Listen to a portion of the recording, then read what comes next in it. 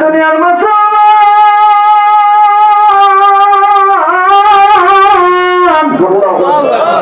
দিনের কান্তা লাগাই দেন।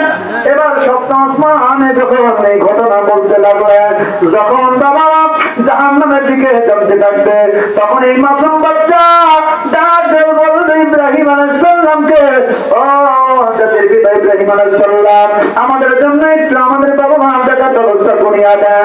এবার যখন ইব্রাহিম আলাইহিস সালাম আল্লাহর কাছে ফরিয়াদ করবে, আল্লাহ এই বাচ্চাগুলো ছোটবেলায় মারা দেখে নাই, বাবারা দেখে নাই, ছোটবেলায় বাবার ভালোবাসা পায় নাই, মা বাবার ভালোবাসা পায় নাই, আল্লাহ তুমি তো রব্বে করিম, তুমি তো সব জানো। আল্লাহ আজকে তারা বাবা মা দেখার জন্য বায়না করেছে, আল্লাহ দিবানি গো দিবানি, তাদের মনে আছে পুরো করবানি। আল্লাহ বলে যা পুরো করেছিলাম জাহান্নামে নেওয়ার আগে জলদি করে যা তার সন্তান দীর্ঘকে তার বাবা মার কাছে দিয়া দাও। জোরে বলেন না আল্লাহু আকবার।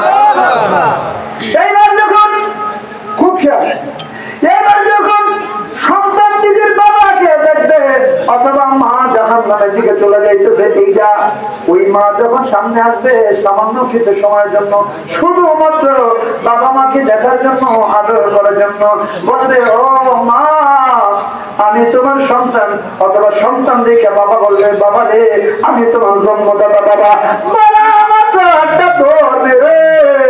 বাবার গলা ধরবে, মাকে দেখা মাত্র গো সন্তানরা আপনার মারে জড়াই ধরবে, চুমা খাইতে যাবে গো, মুহূর্তের ভিতরে সন্তান গুলা মা হাওয়া হাওয়া করে কাঁপতে লাগবে, হাওয়া হাওয়া করে কাঁপতে লাগবে। একটা সেকেন্ডের জন্য দেরি করবে না, গলা ধরবে, মা চুমু খাইতে যাবে, ওই মুহূর্তে সন্তান করে থেকে নাইবা কাঁপতে লাগবে। আল্লাহ বলবে, মাসুম বাচ্চারা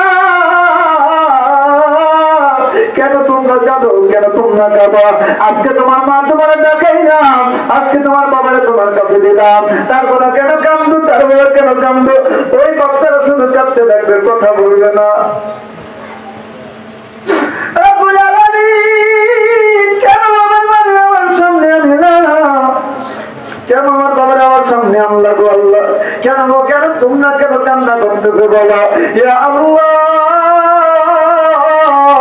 জীবনে কোনদিন বাবা মার ভালোবাসা পাইলাম না, মায়ের ভালোবাসা পাইলাম না, মায়ের যে আদর, আজকে মা যখন আমার ঘরের মধ্যে ধরে পড়েছে, আমার কলিজাটা ফেটে যায়। বাবা যখন বলে আমি তোর জন্মদাতা পিতা বলে যখন গলা জড়াই ধরে, আমার মন তো মানে না, আমার বাবা জাহান্নামে চলে যাবে, আমার মা জাহান্নামে চলে যাবে, আমি সন্তান সহ্য করতে পারবো না। আল্লাহ আমারে কেন ভালোবাসা দাও নাই বাবা মার দুনিয়াতে, আমারে কেন মা বাবার ভালোবাসা দাও নাই দুনিয়াতে, আমি কেন মাহারুম হইলাম গো আল্লাহ? যদি ভালোবাসা দিতে হয় আমার বাবা মারে জান্নাতে দিয়া আমার সঙ্গে ভালোবাসার বন্ধের বাইজা দাও। জোরে বলে বলি আল্লাহু আকবার। তুমি বলতেছো